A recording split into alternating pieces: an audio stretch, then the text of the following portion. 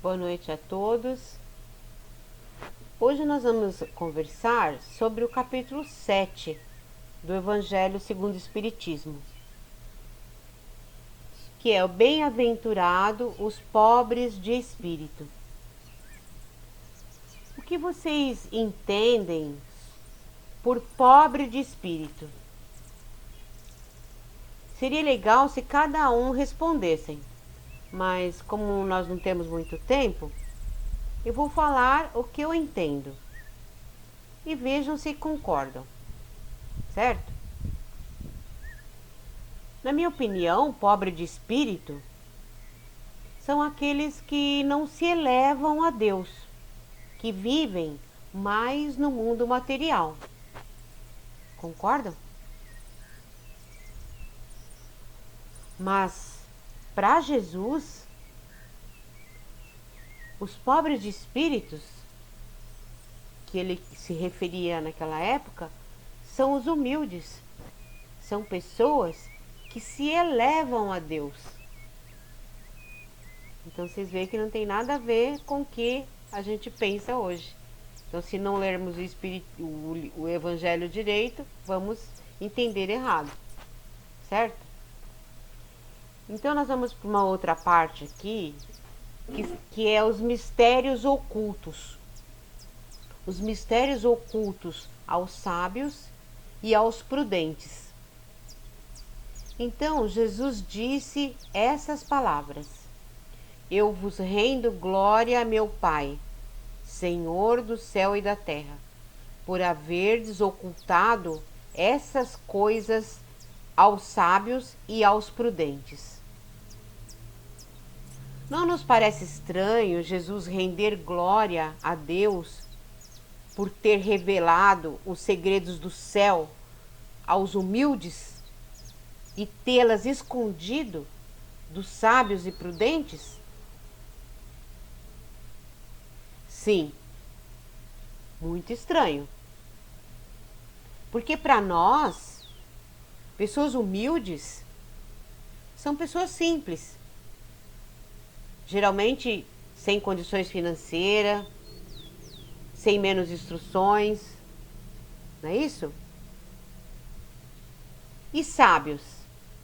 O que são sábios para nós, para vocês? Sábios não são aqueles que têm grandes instruções, que são muito inteligentes e até muito elevados espiritualmente? E pessoas prudentes? Essa eu fui até procurar no Google para explicar melhor. As pessoas prudentes que a gente vê hoje são aquelas pessoas cautelosas, ajuizadas, cuidadosas. Então, visto que todas as classes de pessoas são pessoas do bem, por que não são reveladas os segredos dos céus para todos? Então aí é que está. Para entendermos, nós temos que ler o Evangelho, pois nele nós teremos um significado da época sobre cada classe de pessoa. Portanto, Jesus se refere aos humildes como sendo aqueles que se humilham diante de Deus e não acreditam ser superior a ninguém. Então, nada a ver com os humildes que a gente sabe hoje.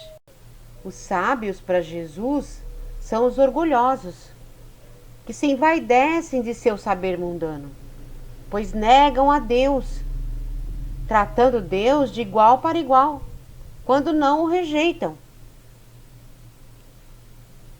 E prudentes para Jesus? Prudentes está no Evangelho. Na antiguidade, prudente era sinônimo de empáfia. Empáfia é arrogante. E na época, prudente era o dono da verdade. Portanto, não podemos ler somente uma vez o Evangelho. Temos que ler várias vezes e buscar o significado das palavras que não conhecemos, para realmente entendermos o que o Evangelho quer nos dizer. E assim, podermos viver o Evangelho de dentro para fora. Então, Deus, para os sábios orgulhosos, que se envaidecem com seu saber mundano e que se acham os donos da verdade, ele deixa que fiquem à procura dos segredos da terra e revela para os simples e humildes que se inclinam diante de sua glória e não se acham melhor do que ninguém, os segredos do céu. Com as grandes verdades reveladas pelo Espiritismo, acontece a mesma coisa. Os incrédulos, eles acham que os espíritos devem se esforçarem mais para convencê-los de que existem e que Deus deveria primeiro provar-lhes que existe e depois ainda ficar feliz de tê-los ao seu lado. Não é o incrédulo que deve determinar a Deus o que fazer ou o que dizer. Deus ouve com bondade aqueles que o procuram com humildade, e não os que se acreditam ser mais do que ele. Os espíritos agem do mesmo modo. Eles se ocupam com aqueles que buscam com humildade, boa fé, a luz, e não com os que acreditam possuir toda a verdade. Não adiantaria de nada Deus usar fatos sobrenaturais com os incrédulos, para que acreditem na sua existência. Porque a todo momento eles negam as evidências. Eles vivem dizendo: se eu visse, não acreditaria, pois sei que isso é impossível. Se eles se recusam a reconhecer a verdade, é porque seu espírito ainda não está pronto para entender essa verdade. E nem o seu coração está pronto para sentir essa verdade. O orgulho é o véu que tampa a sua visão. Deus corrige primeiramente o orgulho. Ele não abandona seus filhos perdidos. Sabe que cedo ou tarde seus olhos se abrirão. Mas ele quer que isso aconteça por vontade própria. E então, vencidos pelas aflições da incredulidade, se lançarão por si mesmos em seus braços. E, como filhos pródigos, lhe pedirão perdão. Então, meus irmãos, a incredulidade, o afastamento de Deus e de suas leis, e até os que buscam Deus e sabem de suas leis, mas sentem mágoas e tristezas por algum acontecimento em suas vidas. Tudo isso nos leva a uma falsa paz. Então, para ilustrar esse último parágrafo, vou contar uma história. E adivinham de quem? Isso mesmo, do nosso querido Chico Xavier. Então, durante muito tempo, Chico Xavier esteve triste com um companheiro que estava magoado com ele.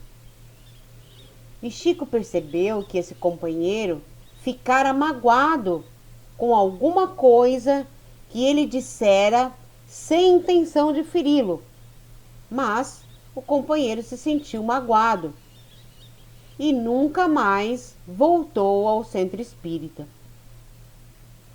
Ao longo dos dias, Chico foi percebendo que o companheiro não voltava por causa daquela fala dita em momento que pegou o companheiro desprevenido do seu entendimento.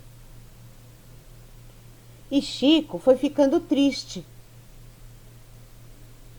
Até o dia em que Emmanuel perguntou ao Chico: qual o motivo da tristeza, Chico? Com certeza Emmanuel sabia do que se tratava, mas queria que Chico colocasse para fora, por ele mesmo. Então o Chico disse que imaginava o porquê que o amigo desaparecera. Então Emmanuel falou para Chico: por que você não o procura e pede desculpas a ele? E Chico disse: e se ele não aceitar as desculpas? E Emmanuel respondeu: será um problema dele, Chico. O seu é ter paz íntima para trabalhar. E Chico esperou o momento adequado e, ao cair do dia, para não chamar muita atenção, foi à casa do companheiro. Bateu na porta, o amigo abriu e Chico entrou e colocou os motivos que o levaram ali. E abraçou o companheiro pedindo desculpas. E contava o velho Chico, né? Quando eu o abracei, ele ficou como um pedaço de pau duro. E eu fiquei abraçado àquele bambu. Aí desabracei o bambu e quando ia saindo, ele me disse: Chico, de duas uma. Ou você é muito humilde, ou você é muito sem vergonha. Então, Chico, não querendo dizer que era muito humilde, ficou com a segunda hipótese do amigo, né? Mas ele voltou para casa em paz. Então, essa historinha aí do Chico, mais uma vez, o Chico nos ensina o quê? Reconcilia-te. Não há nada mais gostoso do que estarmos em paz. Porque esses ressentimentos é um peso que tiramos da nossa alma. Se o outro não aceitou as desculpas, o peso é ele quem vai carregar agora. Então, mais uma vez, meus amigos, reconcilia-te. Fique com a paz e a luz de Deus. Gratidão a todos.